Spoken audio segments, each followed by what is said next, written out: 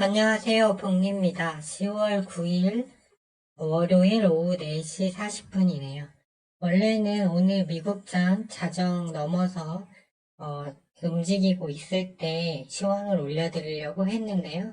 오늘 오후 5시에 미리 올려드리는 걸로 일단은 변경을 했습니다. 오늘 영상은 주제는요.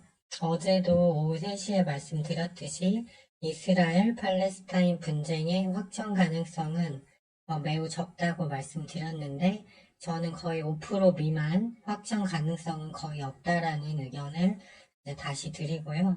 국내외 증시가 기술적 반등 구간에 들어왔기 때문에 그동안 아껴둔 현금분을 활용해서 적극 매수해야 된다는 의견을 그대로 유지할 생각입니다.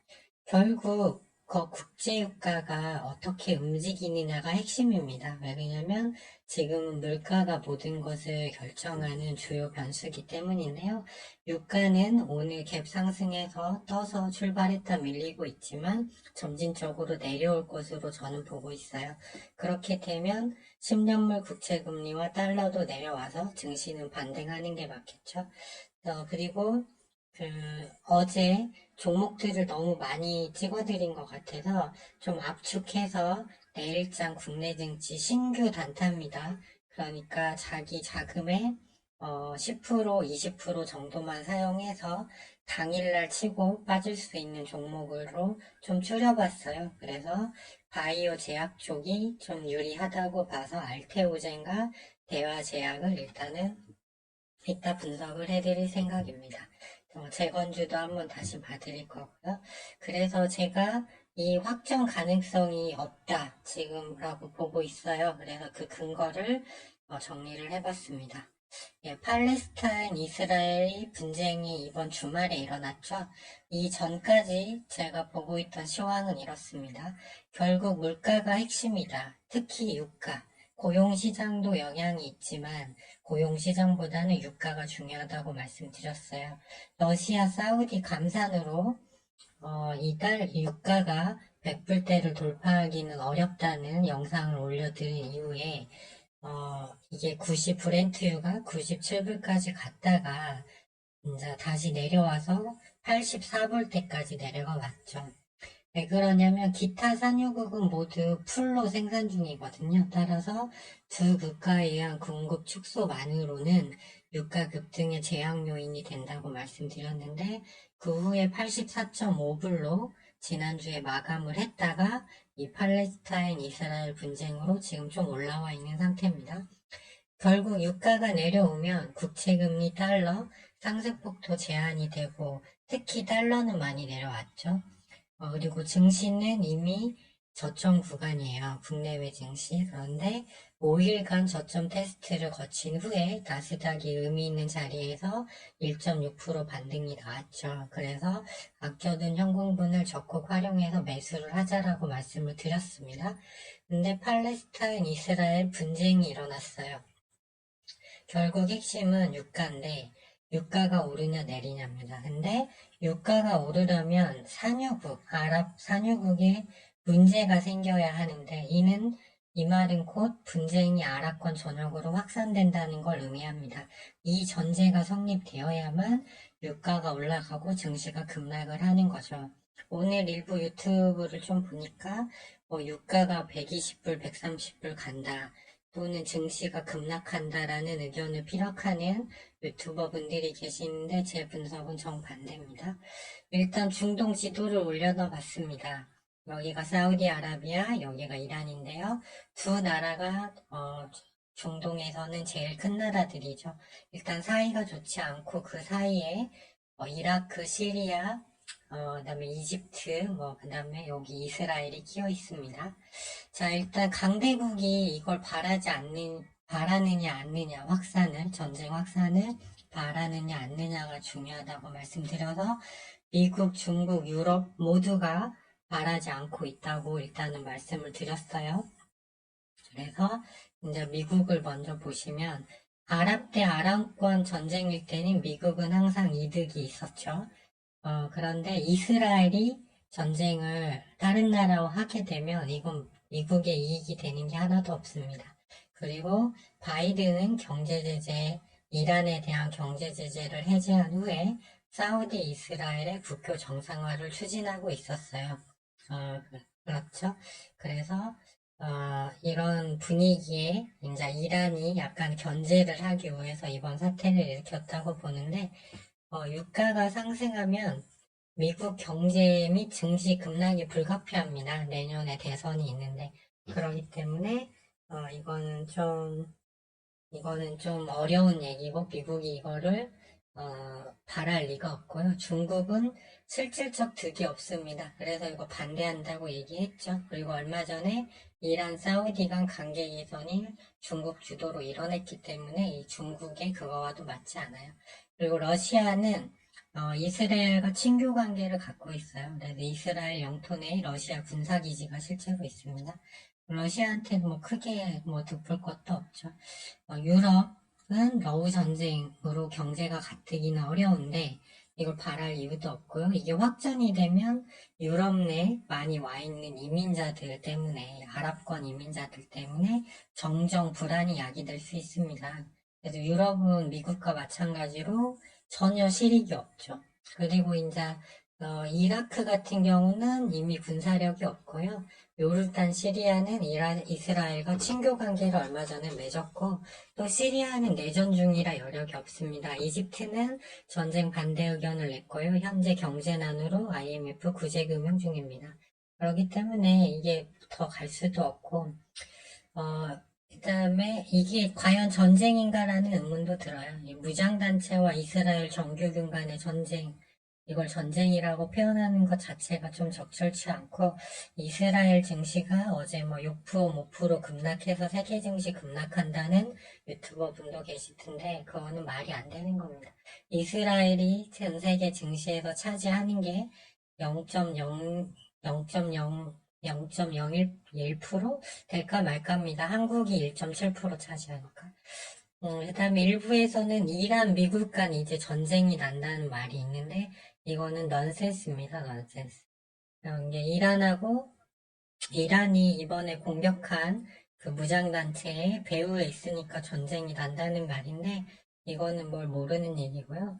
미국이 지금 이란의 맹주인 이란을 건드려봤자 득도 없지만, 이란은 중동의 맹주입니다. 항공모함이 접근하려고 해도 이란의 드론 미사일 기술이 너무 좋아서 접근도 하기 전에 다 박살낼 수 있을 정도로 군사력과 국방력을 가지고 있는 나라가 이란이에요. 그렇기 때문에 미국이 이런 것을 할 이유는 전혀 없고요. 현재 하고 싶어도 유럽, 미국은 병력도 없고 무기 잔고를 우크라이나에 지원하느라 무기도 없습니다. 이런 상황에서 이란과 미국이 싸운다, 전쟁이 난다, 이거는 완전 넌센스에 가까운 분석입니다. 현재 거시지표 움직임을 보시면요. 이따 국제유가 보겠지만 갭 상승 후 윗꼬리 달고 음봉입니다. 그간 많이 하락해서 기술적 반등이 나올 자리인데 오히려 갭이 뜨면서 여기서 물림 물량이 더 생겼으니까 더 내려올 걸로 보고 있어요. 달러 0.2%밖에 안 올랐습니다. 지금 하향 추세인데 요 10년물 국채금리는 유가와 반대로 안전자산 선호 심리로 오전에 빠졌죠. 지금도 1% 정도 빠지고 있는데 이거는 어차피 국채금리는 유가 내려오면 빠질 거기 때문에 이건 의미가 없습니다. 그래서 유가가 어제 방송에서도 유가가 오늘 어떻게 움직이냐가 중요하다고 했는데 지금 밀리고 있어요. 국내외 증시 모두 일봉 RSI 이상 투매 구간, 즉 다 던진 그런 공포 구간에서 약간 벗어난 상태예요. 그렇기 때문에 쉽게 말씀드리면 털릴 사람은 다 털릴 자리고 국내 증시 공매도는 역대 최고고 신용도 많이 정리된 구간으로 기존 시황을 유지하는 게 맞다고 보고 있어요. 반등 구간이 좀 이어진다는 거죠. 그리고 사우디 있는 이번 일을 계기로 오히려 미국의 안보 지원이 더 필요하다는 걸 느꼈을 걸로 저는 보여집니다. 그래서 원래 주말에 이 사건이 터지기 전날 사우디가 증산 의사를 밝혔어요. 그럼 유가는 더 떨어져야 맞거든요. 근데 올 겨울도 그리 춥지 않다는 전망이 있고 오히려 이란의 이것이 사우디와 이스라엘의 관계 개선을 더 촉진시킬 걸로 저는 보여져요. 그래서 적극 협조하고 이제 군사적, 안보적 그런 득을 사우디는 빨리 가져오려고 하겠죠. 그리고 어찌됐든 가장 큰 호재는 러시아 우크라이나전 종료인데요. 지금 의회 차원에서 공화당에서 지원을 다 끊고 있고 유럽 쪽에서도 균열이 가고 있고 또 이제 선거의 계절이 유럽이나 미국이 돌아오고 있습니다. 그래서 어찌됐든 러우전은 협상 방향으로 조만간 간다고 보고 있어요. 그렇기 때문에 지금 구간에서는 겁내지 말고 매수를 해도 된다. 저는 이렇게 보고 있습니다. 거시지표 보시면 10년물 국채금리 여기서 갭상승하고 내려오는 추세인데 오늘 살짝 운봉. 달러는 올라가고 있지만 극히 조금 상승 중이에요. 달러 보시면 0.51% 정도 오르고 있고 유가는 아침에 떠가지고 거의 브렌트유가 거의 89불까지 갔다가 지금 운봉 맞고 있죠. 그러면서 상승폭이 반토막 났어요. 여기서 올랐다 계속 떨어지는 걸로 저는 보고 있고 빅스도 운봉. 나스닥 선물은 지금 아시아 쪽 대장 시간이라 0.5에서 0.9% 마이너스 0.9% 사이 왔다 갔다 하고 있는 모습이에요. 하지만 이 라인을 깨지 않고 있고 이게 그렇게 큰 문제가 아니기 때문에 반등하면서 위로 계속 간다고 보고 있습니다. 이 나스닥이 지난 금요일날 이렇게 장대 양봉을 추세선을 뚫는 장대 양봉을 뽑았기 때문에 더 저는 위로 올라올 걸로 보고 있어요. 그렇기 때문에 그렇게 걱정할 구간은 아니다. 그리고 이제 바이오 제약이 미국 쪽이 여전히 강세입니다. 그때 반도체, 자율주행, 데이터 처리, 정치 테마, 재건, 그다음 바이오 제약 쪽에서 이렇게 초록색으로 하늘색으로 칠한 종목들을 알려드렸는데 내일 이제 오늘 미국장이 많이 나스닥이 상승으로 끝난다면 별거 없다라는 인식이 생기면서 이제 나스닥 상승 흐름을 그대로 이어받아서 더 올라가겠죠. 근데 이제 오늘 미국장이 약보합으로 끝나면 이제 그것도 영향이 없다는 뜻이죠. 어떻게 보면. 그런데 살짝 눌렸다 움직일 수 있는데요. 이것들 중에서 대화자약 같은 거 보시면 일봉상 21선 위에 있어요. 정배열, 그 다음에 월봉상으로도 그렇게 많이 위로 가지는 못했거든요. 그렇기 때문에 30분 봉상 만일 이 종목 같은 경우는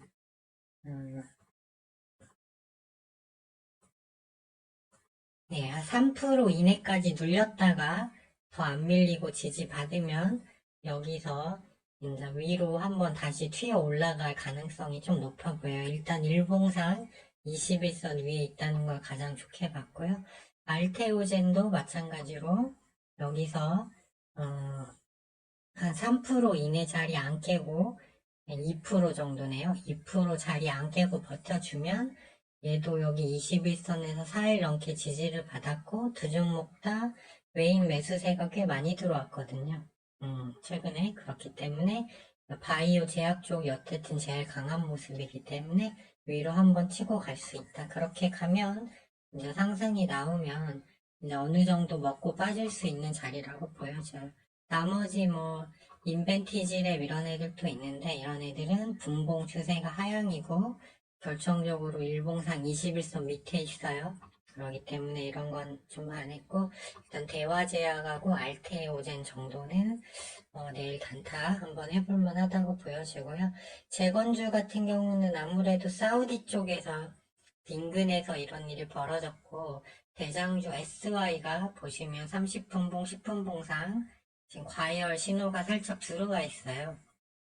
그렇기 때문에 좀 조정을 주고 그렇다고 여기서 확 밀리지는 않을 걸로 보고 있어요. 좀 조정 주고 다시 위로 가는 흐름 계속 나올 걸로 보여지고 3부 토건도 지금 쭉 이 초록색 밑에 깔려 있다가 이제 처음으로 정배열 구간에 들어왔어요. 금강공업도 마찬가지고 뭐 유신 다 마찬가지거든요.